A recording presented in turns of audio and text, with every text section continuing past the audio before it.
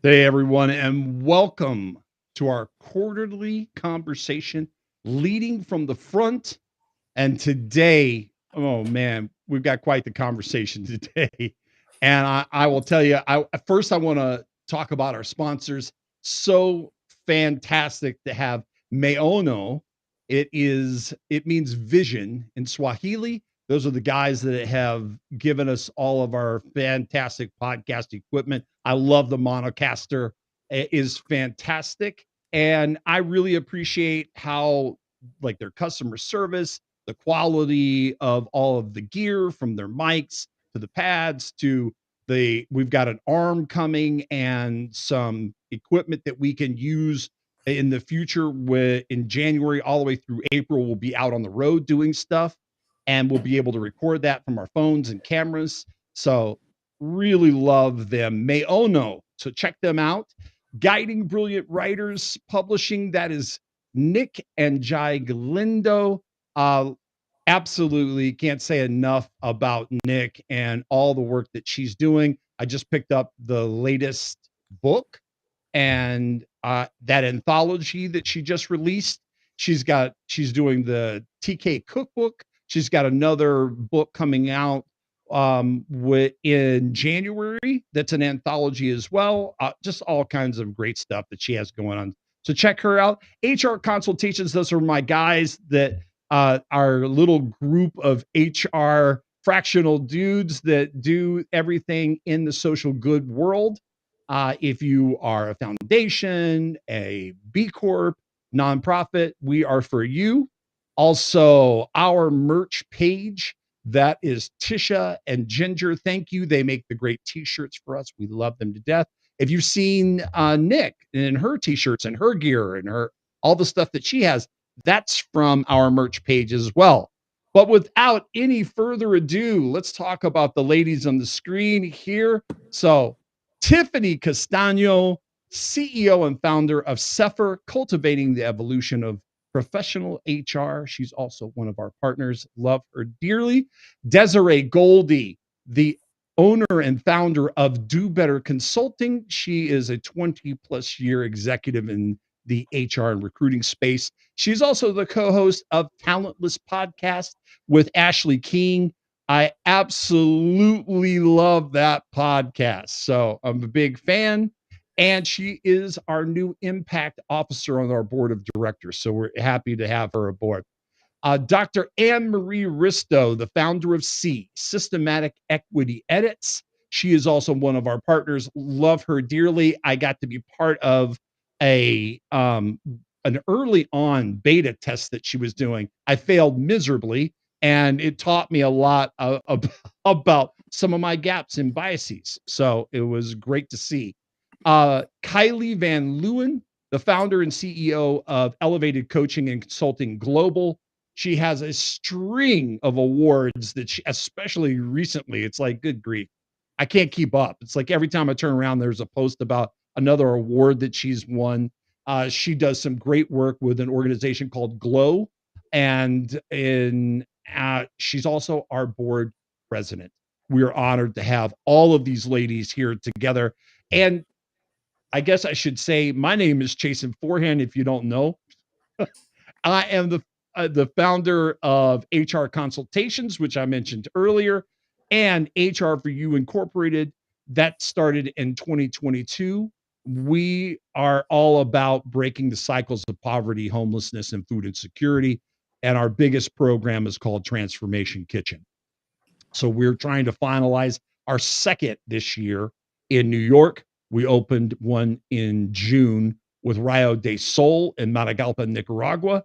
I spent 21 days on the ground living with the family there, learning that my Spanish is not quite as good as I thought it was, and just having a blast with that group. They were absolutely fantastic. So, love them to death. And so, we are here today to talk about purpose and how it can drive performance within the workforce. Why does it matter? And I'm going to start out with something. I did some digging here. One of the things that really, like, I was like, wow.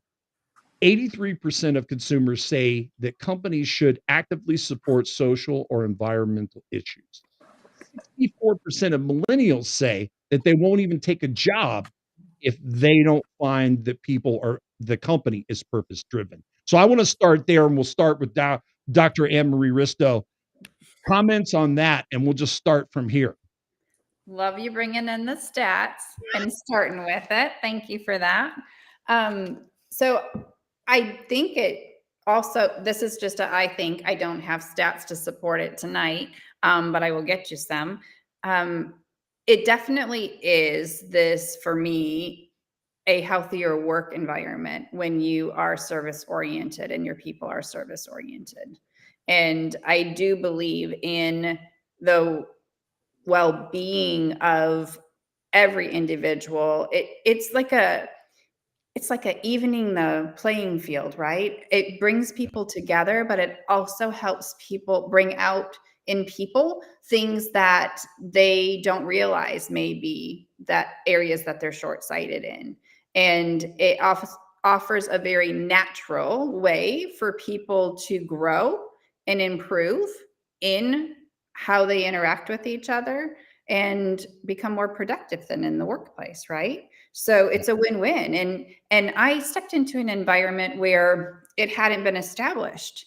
And so it's been really exciting seeing people come along now into recommending different services and opportunities that we can do to meet the community. You know, I work in a community college, and it was very much us taking from them and what we needed.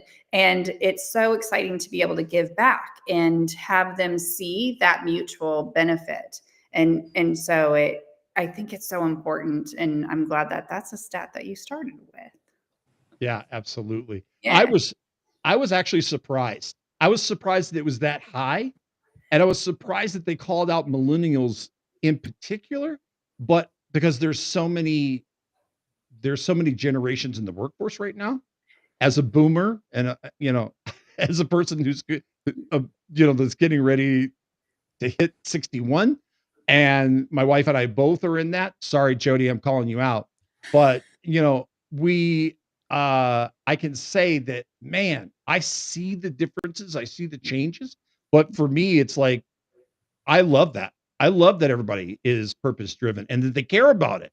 Yeah, well, and with the millennials, I've done some focus groups when I was beta testing the assessment for looking at people's blind sides, if you will, blind spots for how they approach diversity and inclusion. And when I was working with the millennials, they were so like, it wasn't I'll get around to this at the end of the focus group. It was, they started with, oh no, I won't even go in the door, or I'll decline the interview, or you won't see my donations going in that direction. If they really research what they're investing in, and whether you agree with what they're passionate about or not, it is a mindset that I look at the generation before, right? Which would be me, like maybe before, Yeah. and the work that we did in raising people in our society now that are that passionate. That's definitely a positive for our millennials and the way that they're approaching service. I love that. I'm gonna pull Desiree in here now to the hot seat and say, hey, same stat. Yeah. I would love to get your feedback on Yeah, how I mean, I work you in feel talent about. every day, Yeah, Jason, as you know. This is like my life breath every day is like how we talk about how people are seeing the talent world. And what I want to say is millennials, yes, but you have to also look at I think we have 5 generations right now in the workforce. That's unheard of, right? I mean, I'm a boomer, just so everybody knows.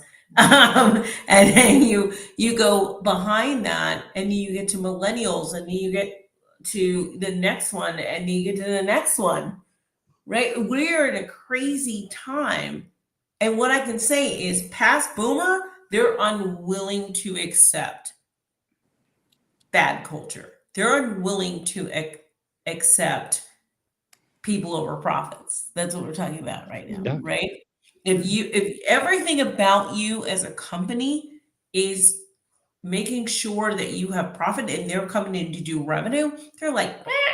I Yeah. have people that won't even take an interview for that. And then, like Dr. Anne Marie Risto said, like, they're not even accepting the interview. They're like, I'm not even doing that. I won't sign up. I won't do it. And by the way, even if we get to offer, because I've gotten them to offer, and if the culture doesn't make sense to them, they're like, bye.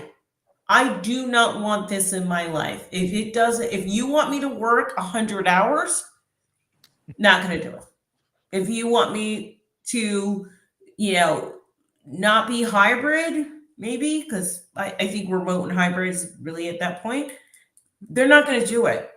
If you don't have the benefits you need to support them in their lives, not going to do it. And by the way, I want to go back to this and say that comp is everything. I know that people think people should work for free. That's not how the world works. And so please pay people what they're worth. Please pay people what they're worth. Because when they sign up and they get that offer, if you're not upfront about it, and if you don't get them to the offer that they really need to see, they're going to deny that offer. It happens so much, even in this horrible job market. We have a horrible job market right now, people. Like, I've never seen anything like it, even pre-pandemic, right? Yeah. I think pandemic was actually better than this. This is a horrible job market, but millennials are not willing to accept it. They're like, I'm just going to go do something else or be an entrepreneur or do freelance or do all of these other things. They're just unwilling to sign up for these things. And so when we talk about people over profit, we need to always be talking about people all the time, right? What is your organization doing to make sure that people are cared for, people are embraced? What are you doing for them? And it can mean more than just benefits and a little other things. Maybe it's the culture you have. Maybe it's employee engagement. Maybe it's wellness, right? Maybe it's all of those little pieces. I was recently in an organization that had a wellness moment. We got up every morning and did exercises, right? That was something. Yeah. So if you think about those things and you think about how you bring people to the table, you need to be thinking about that all the time. People over profits. Profits get you. You will be able to have profits if you focus on people. Absolutely. Yeah. Absolutely. Yes. We'll stop. Look, 44% of workers in one of the wealthiest countries in the world, United States, don't make enough to put food on their table. They don't make enough to take care of their own families. There's something wrong with that stat. There's something inherently really wrong about that. And I mean, over and over again, I've got two more, I want to get to Tiffany and Kylie about this same thing. And I've got a whole boatload of stuff that we have to cover here and a limited amount of time to do it. But this is our quarterly event. So I'm so excited to see you guys. But dadgum, I want to come back to this because this was one of the stats. I have a slightly different one, Charles, but it really basically says the same thing. Mine is a little bit higher than the one you have because it's from a different organization. But dadgum, I mean, it is so true when people feel like that they are poured into and that they feel seen, heard, valued. They feel like the company has a purpose. They're aligned with that purpose. Every single stat, retention, how they show up, the amount of sick days, I mean, productivity, all of it is so fantastic. This was a great comment, and I really appreciate it, Charles. But Tiffany, come up and give us your thoughts on this And again, the stat is 83% of consumers say that companies should actively support social or environmental issues, and 64% of millennials won't take a job if the company lacks a strong purpose. Yeah, I mean, I love it. And really the other piece of this is creating a foundation of trust. And a lot of times what we see is very mission forward organizations. We expect, well, as we're talking about compensation and living wages, we expect people to take a lower wage that may not be livable, or to, fight for these causes that are going to make our world more livable, and we're not giving them a wage. So there are things that are misaligned. So if we're saying one thing, that's, it should match what we're doing. And I will always talk about the mission, vision, and values of an organization, because so often what people say is misaligned to what they're actually doing. So when we talked about, Desiree mentioned, I'm not going to take this job if it doesn't align with my values. We are in a time where people's values are holding stronger than the dollar. Even in, I wholly agree, Desiree, in this environment where people try to throw more money at people. It's why when you try to give people money when they've made the decision to leave, why they choose to still exit the It's organization. too late. It's It's too late. late. You haven't taken care. Now I have songs going on in my head. So you haven't taken care of them. And also from the perspective of service, I love seeing organizations that are offering volunteer hours paid. Pro tip, please Yes. do that. Please keep doing it. But invite the employee voice into that too, because what I've also seen is these, hey, we're a great organization. We've pasted up our corporate social responsibility. We give people time off to volunteer, but have you also invited their voice into that process when we think about equity, when we think about the different perspectives that your team brings, to be able to say, okay, let's understand, maybe there's a different perspective. Maybe there's an organization out there that we haven't heard about, but so much the free things are really the things that often get missed and undervalued when we look at this culture. And frankly, now that since we're saying things, I'm Gen X, and I feel like we are this hybrid between different generations, but it is so true that people are not just going to put up with anything. And gone are the days that I had to suffer through workplaces, and I think that we all have to some degree, of just, sit in your lane, be quiet, don't disrupt anything. Put your head down. Yep. When we talk about people over profit, you don't get to innovation. You don't get to creativity. You don't get to being the competitor or employer of choice without your people. And yes, we have to make money to do that. So, and hopefully we're using that for good, right? To pour into professional development, to allow them to be out in community from a true service mindset versus telling the community what they need, right? We have a responsibility as employers to make that match the mission, vision, and values, and to not come at people with our solutions, right? But to be truly in community. And that is what the employees of today want. So I guess that's what I would add there too. Yeah. And I'm cheering Tom Shin, who's, it's too late. I love stay interviews. I'm sure all of you have heard about this, but where it's part of your one-on-one process. It's part of your pouring into people and communicating and building trust and all that. But you have I'm going to meet with you. Maybe it's once a quarter, and we're going to have a stay interview where it's like, hey, what do you like? What you don't like? What are we doing well? What we're not doing well? How can we do better for you? What tools do you need so that you can learn and you can do your job and you feel seen and valued and heard? How I apply every time I hear a company that's doing that, I'm just like, yes, you at least understand and are doing the work. So best practice, pro tip. Pro tip. Pro tip. We're full of them. Kylie, you're up. It's not rocket science, right? What we're talking about is real. This is not rocket science. This is all about just basic human connection. right? I was talking to an organisation a couple of weeks ago about how they engaged their team, and it was a new team. They just built a brand new team, and they were talking about all the compliance and all the admin and all the other things that went along with, the jobs and the program that this particular team was delivering. And they said, "What's the priority for us, Kylie?" And I said, "Human connection. That's your one job today, is to connect with your team in a meaningful way, an intentional way, and that will filter down to your clients." And my team and I talk a lot about leading with a commercial mind and a social heart. And that's the idea that we don't have to choose between margins and meaning, or between performance and people and purpose. And when we get that balance right, which isn't difficult, business outcomes are so much stronger. And like you were all saying, the retention of our staff and our employee engagement and their well-being is much stronger.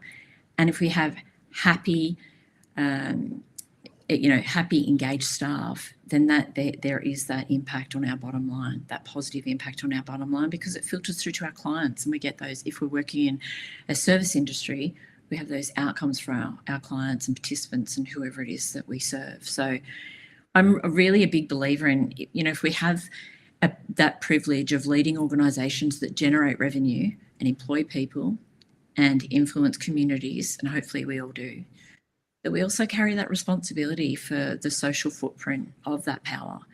And I think that social impact, what I call social impact now, it's now part of our social license to operate. And more I'm seeing that communities and regulators and government and funders and customers are all asking the same question, including particular groups of employees coming through like millennials. They want to know, are you part of the solution? Or you're a part of the problem. And they want to know that their values and their purpose align with the organisation that they're working for. Yeah, absolutely love that. I want a huge shout out. We've got a ton of people in the audience today. And I'm going to miss a whole bunch of people, but thank you to my wife, Jody. I got to start there. And thank you, Kenneth Dunner. You are the man. Savor the flavor, brother. I appreciate you. Thank you, Nick and Jai Galindo. We called you out earlier for what you're doing with Guiding Brilliant Writers. Love that. Jackie Halberg, I appreciate you. Angela, I appreciate you coming in. And Cicely and Tom and Stephen. Man, it's great to see you back on the platform in some of these. I know I've run into you a couple of times, I think, in the last few days. So love that. Charles, great to see you here. Appreciate your comments. And am I missing other people? Am I missing Tracy? Thank you. Appreciate you being here. Bill Bradford, thank you so much. And I think, and then Mike. Hey, Mike LeBlanc, thank you. I appreciate you coming in. We have a great crew and I love it. And I'm going to stay with Kylie, and I'm just going to start with another stat. So purpose drives performance. We've all kind of been hitting on it and talking about it. And this is outside the wellness piece of it, but it still involves wellness, because in your purpose, if your purpose is you're going to take care of people and you're going to drive profits through helping your people be the best that they can be, so that they will be more performative and you will be able to keep them for longer periods of time. Purpose-driven organizations have a 30% higher innovation rate, which drives the performance from an investor side, and 40% higher employee retention. Employees that feel connected to purpose are 4.6 times more likely to be engaged. And when they're engaged, obviously, they are more productive. They take less sick days. They are active in the conversations. They have innovation. So they're helping you solve problems.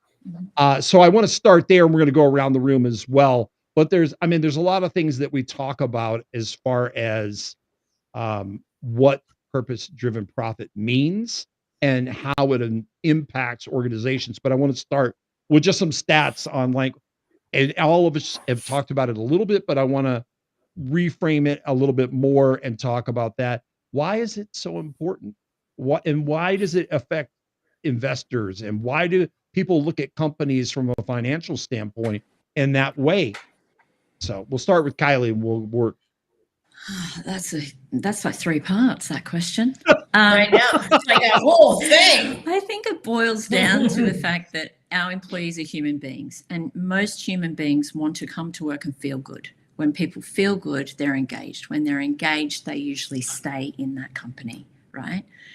But I also think that doing good, or that purpose-driven, or those purpose-driven organizations, or those that identify as purpose-driven organizations, doing good is also a risk strategy, right?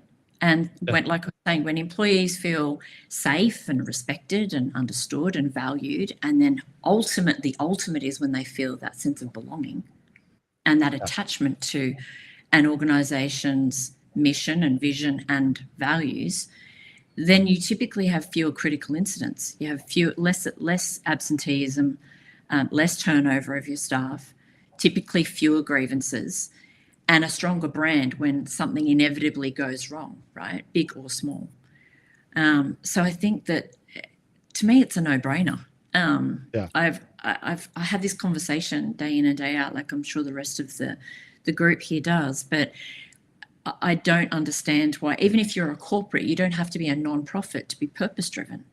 And I think that people have that confusion, is that only charities and non-profits are purpose-driven. We do see some corporates that have their, corporate social responsibility and DEI policies.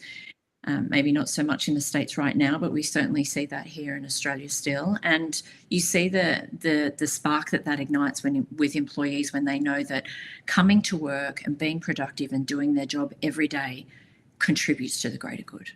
It feels good for people. And I don't think it's any more difficult to understand than that. Right.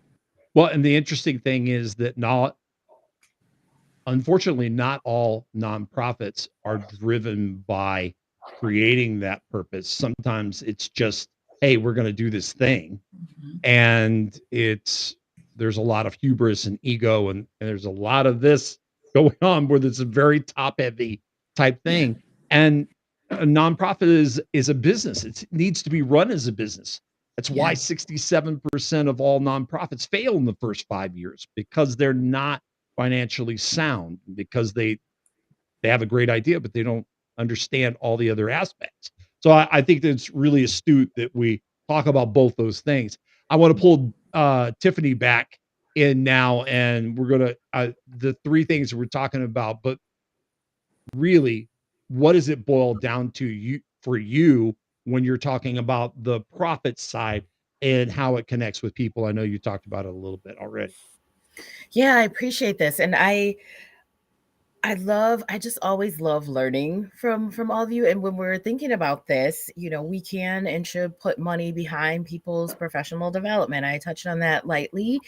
That is just non-negotiable these days. It's going to come up more in negotiations for when you're attracting talent. And also, we want to be responsible with that, but we have to understand that if people aren't connecting to that, if I'm constantly getting hurt at work, or I don't believe that my employer, when Kylie talked about risk, if I don't believe you're going to keep me safe at work, whether that's physical safety, psychological safety, my general health and well-being, including benefits, I think, that came up from Desiree earlier, we have to believe in that what is being told is not just a story for the marketing blurb, right? We have to believe that these are real stories. And if I'm being asked behind the scenes to do things that I know we're not actually living out. Jason, I love that you talked about nonprofit. So we have over 60% of our business is nonprofit. One of the things that I run up against a lot, so I love that you shared this, is that, well, we don't want to be corporate. We don't want to be, I'm not saying to have bureaucratic processes, but you need processes. If as a nonprofit, you're out there thinking that you don't want some of these policies and you don't want all of these things, those are the things that are going to keep your employees. That's how they stay safe. That is how they understand and connect with clarity to their roles, to how they grow with you or not, right? And I think that is a big myth that's out there, is that we can't do certain things or we can't behave in certain ways. We all have to make profit, even if Yeah. there's a different structure behind that, right? But I see people have such a struggle with that, and it doesn't mean that because we make profit we can't do good things with those dollars. That can go back into your employees, into the infrastructure, into things that are going to help them do their jobs, automation, right? Technology, Yeah. so that I don't have to struggle.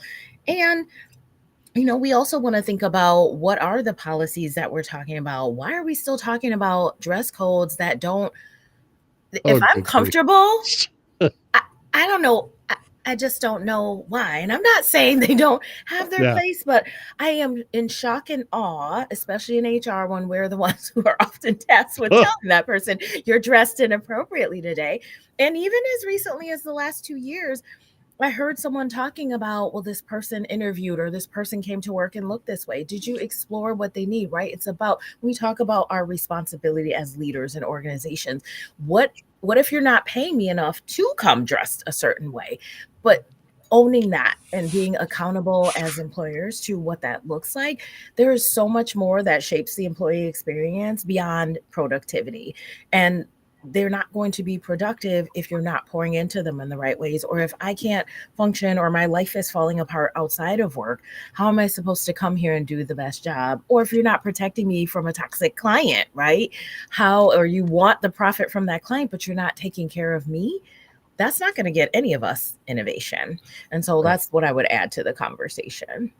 I love that. And you made some great points. Yeah, we solely work, HR consultation solely works. And we made the change in 2020. And I saw Mike LeBlanc's comment about not doing pro bono. I did 900 hours of pro bono work from 2020 to 2021. And it's how we made the shift from going, we lost all our clients during the pandemic because we had all these small businesses that were for profit that we were working with, and they went away. And so we were like, man, we need to help people. We want to help people, and we want to figure out the best way to do this. And so literally I worked with a couple of different apps and started doing that. And then it got so big that I started doing it on my own. And then that led to us just changing the format to where we're just going to work for nonprofits.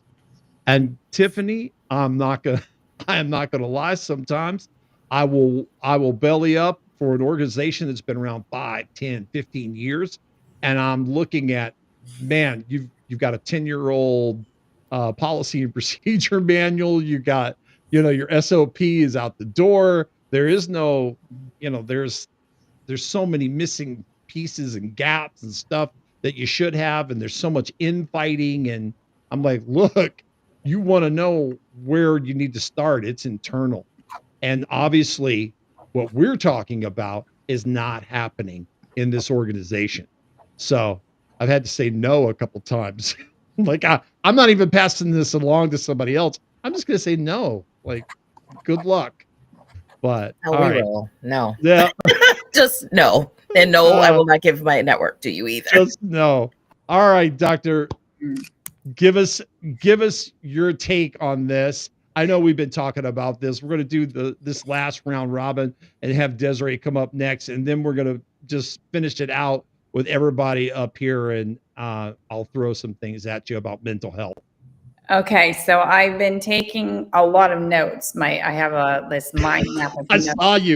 saw you in there. Literally, I knew what you were doing. Because I don't have the memory capacity anymore. And so I'm like, oh, I got it. Oh, wait. So here we go on this journey. So purpose-driven performance. Like, I have been dedicating my work as of lately in the higher education, which is a service industry, right? Yeah. At the human capacity level. And with that, our profit is really our community improving, right? Making sure that we are providing an education that's relevant and that's sustainable for what society is going to ask of them to keep the community live and vibrant. And so that impacts our businesses in so many ways. And so then when I think about my lens always through accessibility, inclusion, and that sense of belonging, and how that is all coupled with well-being and ensuring that as an industry, that education itself is paying attention to its most valuable asset, which is its people. And when we do that, Nick mentioned in the comments about the unemployment rate with the millennials and Gen Zs. Some of that is actually attributed to taking a gap year, really connecting to what you want to do. And then that entrepreneurship spirit that they also have. I'm not saying all of it, but some of it is. And when I think about that and how that is the generation when our country just within a matter of days ago was experiencing the government shutdown, and the food sources were being cut off and we had to go into supplemental sources, right? That's the generation that was literally out there handing out meals and making sure that people were fed and taken care of, because we have 1 in 8 Americans who do not have a meal every day. Yeah. And that number is astounding to me for what our country has on offer. So that then connects to me with how we were an inchworm away from 38 million Americans missing their nutrition assistance, and 6.7 to 6.9 million, depending on which research you look at, because it was just about 7 million children, infants, and pregnant women that had to rely on food pantries. So in the education system and working with pre-service educators, I work with a lot of school districts, and that meant tapping into community food pantries that they had been contributing to. So what does it take at that human capacity piece? Tiffany, you nailed it when you talked about the professional development, because it is like human development, right? We focus so much, like in my field, it's on academics. In a business setting, it might be on work attire requirements, right? I believe that not just the millennials and Gen Zs, but our generation as well is really understanding that we need more when we're doing development and training. We need to make sure that it is relevant to the human beings that are doing the service that our business, for me, it's education, is providing. Because if we are adding another thing to their plate or another way of doing the thing, instead of looking at how can we support what they bring to the table and why we hired them in the first place, it's so important. I did some work with Anna Beaton with Human Solutions, and I might have said her last name wrong, and I apologize. It's the Failure Lab. And it's looking at your impact. How are you prepared to fail? How do you interact with failure? And how do you then maximize that? And I think in our workplaces, I know in our workplaces that giving our employees and the human capacity, that purpose-driven performance that we're desiring and know is so important, if we give them that opportunity to fail. And I remember, and it's been years now, but Google and Apple, that was their big thing, right? They gave about 20% of the workday was try something. Like work on something that you're passionate about, those passion projects. And it wasn't expected that every single project was going to be the next iPhone, right? But that's how the iPhone developed, like giving your brain, giving your people the time to do that. And you can't get those kinds of results if you're not taking care of your people. If you look at when I was in doing more leadership development heavily, it was looking at your theory of action. And, you had to stop. It was like no statement can be even considered in this brainstorming if it's not taking full responsibility as a leader. So it had to stop being the people are, or they're doing this, or I need this to stop, and look at what are you doing as the leader? What's your theory of action? If I now do this, then this role will do this, and that will impact this role, and that will impact that profit. And for us, that's the improvement for the community and in our human capacity building. I love that. That was all my connections from Yep. what you all were saying. All right, I'm gonna put Desiree up here on the hot seat, and then we'll. Oh my gosh, I don't even know if I have anything to say anymore. But I'm going to say this: I work with a lot. I always have something to say. But I will say that a lot of my work is with startups and founders, and how they're trying to develop tech in this world that we live in, or healthcare tech and AI in this crazy world that we live in. And I always talk to them about the tech being separate from the people, right? Your tech could be amazing, right? Yeah. But you have to also develop the people developing the tech, right? Or supporting the tech, right? We're in a crazy time right now. AI is going to do something or do nothing. We don't know, right? It's taking over a little bit. But so, and when I talk to these founders, I talk about, what do you want your brand to be known for? What do you want them to say about you at the end of the day? Do you want them to say you had crazy AI and that's amazing? Or do you want them to say you did good in the world? Right? And you should be selling that to your people, right? If it's the I want to do good in the world thing, and sometimes it's not, by the way. Sometimes I get those answers and they're like, I just want the tech to be awesome. Yeah. And I'm like, we're not going to be aligned. But if they say, I want my people to know that they're doing good in the world, then you need to establish that brand and that social impact that makes sense, right?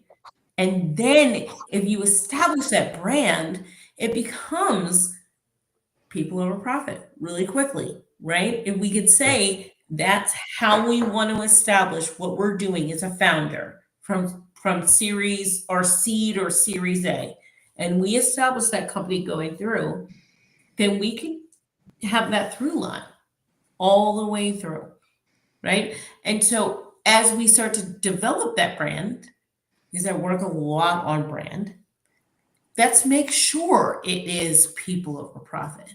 Let's make sure we're making sure that our people are cared for. Make sure that they understand the values of this company, and make sure that we're making sense for them and sticking to those values along the way. Because sometimes we get derailed because now we're going to IPO, right? Yeah. And now we're going here, now we're going there. And we need to make sure that someone is, I always say, there's a funny thing about having a head of community and culture. And people think that's not a worthy job in an organization. I believe it's the most worthy job, right?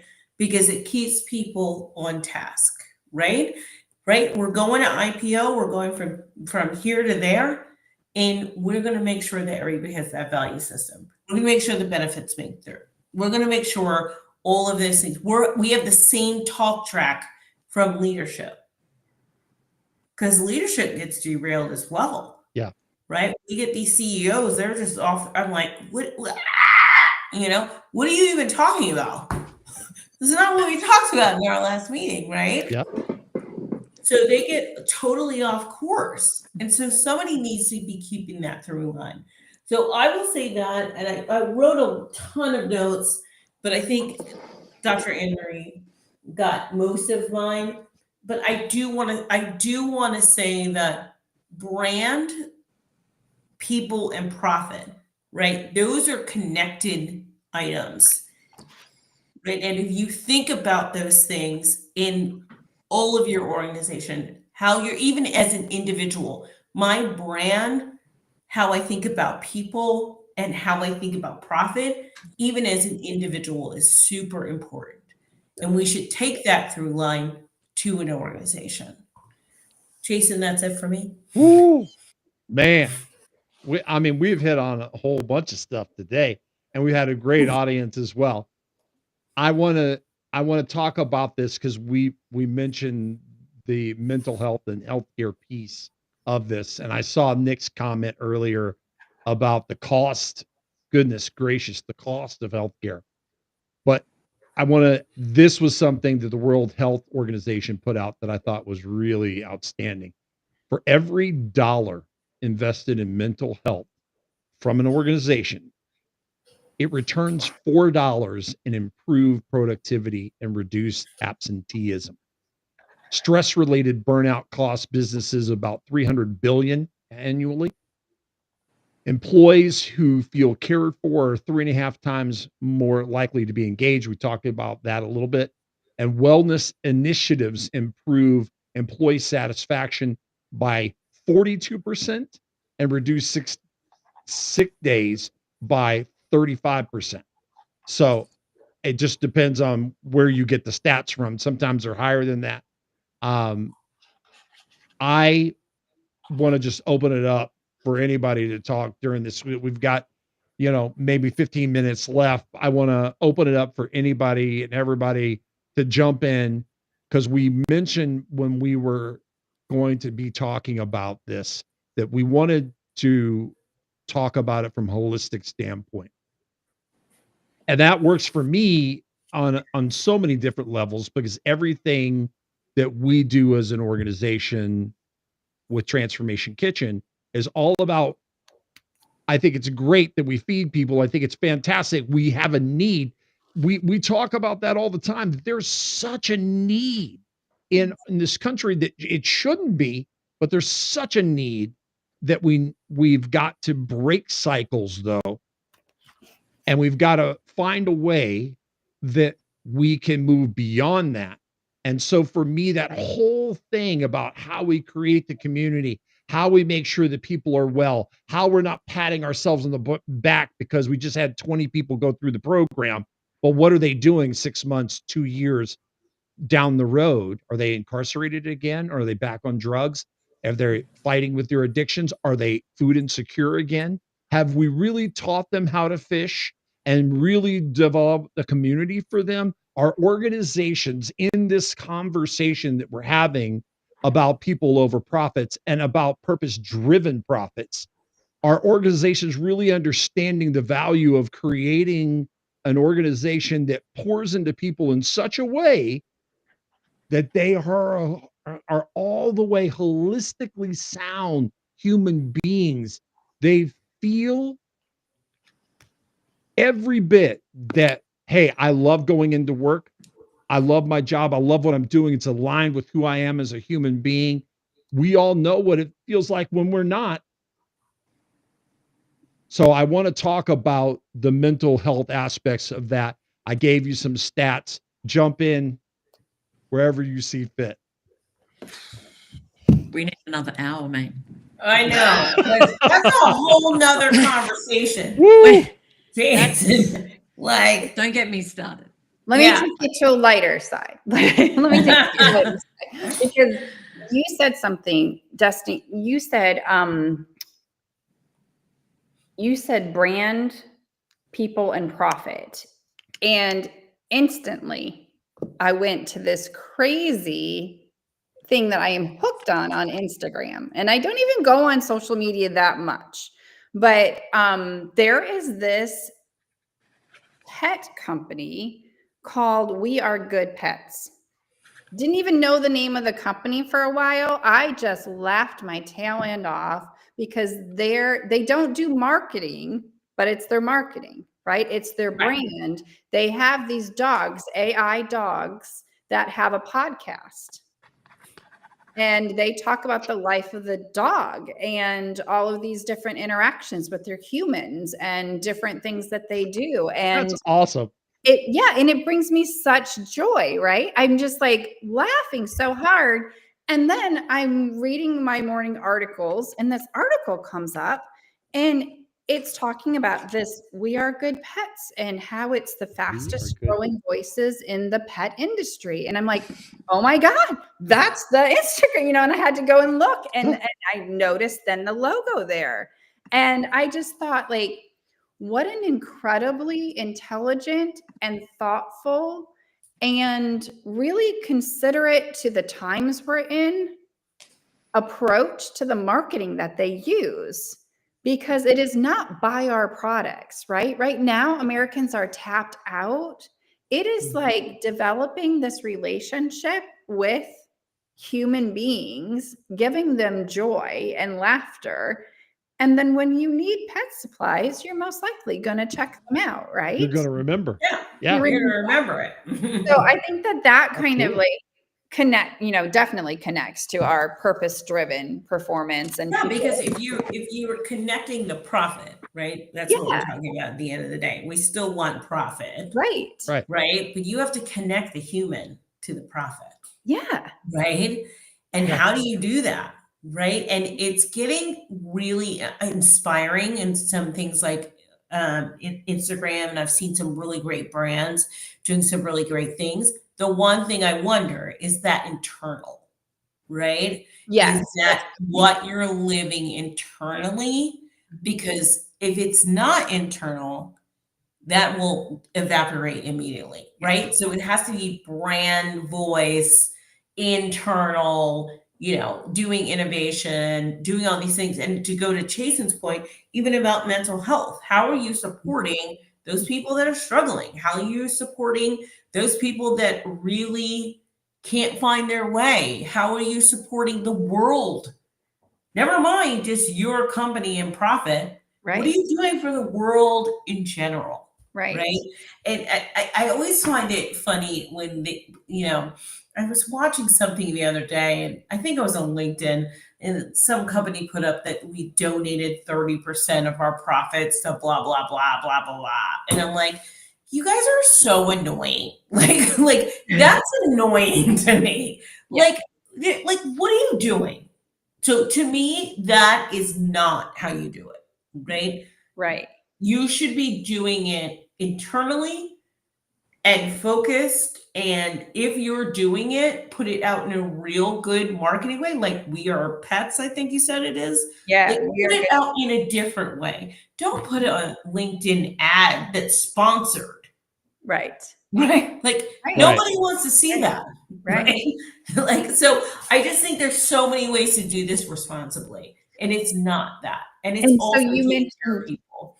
the internal piece, right? That Yeah. like being able to see the inside. I just finished an incredible book, and it's called Unreasonable Hospitality, and it's by Oh. Will. I read that. Yeah. Yes. And that is Great book. exactly what you're talking about. Yeah. Yes. It was about he went the different direction for those Michelin stars. Yeah. They had that goal, but he went the direction of the approach in the workplace and Yeah. empowering the Yeah. team. Great book, by the way. Anybody That in the is. audience, please read that book. It's Yeah. amazing. Definitely love that one. And I'm totally open for recommendations too, because I'm going to be doing a lot of driving over the holidays and traveling, so I need audiobooks to listen to. I will send you some. Thank you. I just read like 4 books that are really, really strong. So Good. Yeah, thank you. I love that. Yeah, because that one was yeah, that one was Yeah, it's a top great book. notch. yeah, I had the book and I had the audio book and I was going back and forth. So good. Yeah, because just and learning the lessons, when they took it too far, learning the lesson that they were outstretching the capacity and pulling and knowing enough and caring enough to pull back, because it could have just been, we're going to keep going or we're going to, but it was amazing. Unreasonable Hospitality.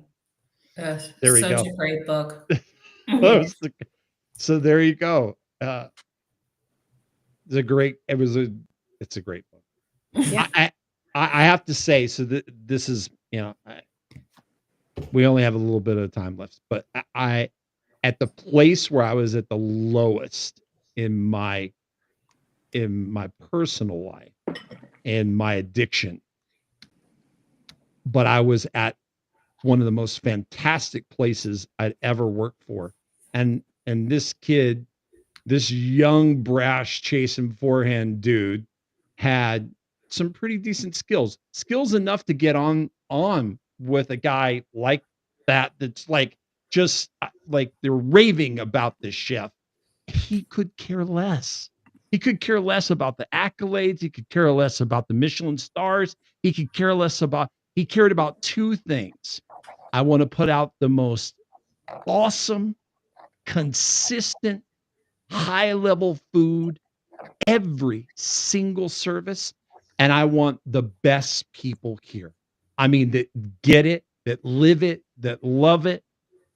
And that's the chef that poured into me at my lowest point when I missed Friday night service, Saturday night service, Sunday brunch, came in off of a bender where I didn't even know where I was. And he poured into me and was like, I see you, and I'm 10 years clean and sober myself. Someone paid it forward to me, and now I'm paying it forward to you. It is a different story. And the reason I say this is the very different story when people live what they preach.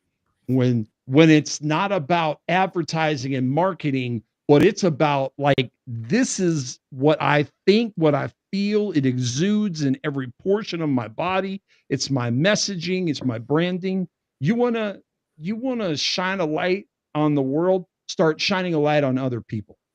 You want to shine a light and have people understand how you feel about your organization. Shine a light consistently on other people and other organizations and talk about what they're doing. That to me is how you show up.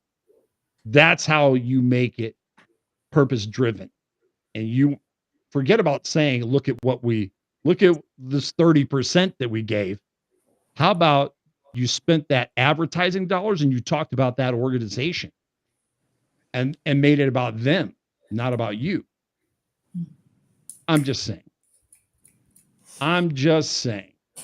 Oh my goodness. We are out of time. What a great audience. I can't even keep up with the comments. I stopped now. I'm like, Kenneth Dunner. I believe you. Oh man. You kill me, brother. I am so grateful that you're here. I'm so grateful for all the people being here. And I'm so thankful for these ladies. I am just a monkey with a mic, but these ladies light me up and keep me aligned, make me understand why I do the things I do. And I'm going to try to finish these next couple minutes without getting emotional, but I am honored to be in the room with these ladies, and I am so blessed to have them in my life, not just as partners and people that are with our business, and they're friends. They're truly friends, and I love them dearly. Desiree Goldie, Tiffany Castano, Kylie Van Leeuwen, Dr. Anne-Marie Risto, you have been with us in our quarterly event, our quarterly live. We'll catch you in 2026. And thank you so much for being here. Thank you, ladies, for joining me. I really, really appreciate you. We'll catch you next time.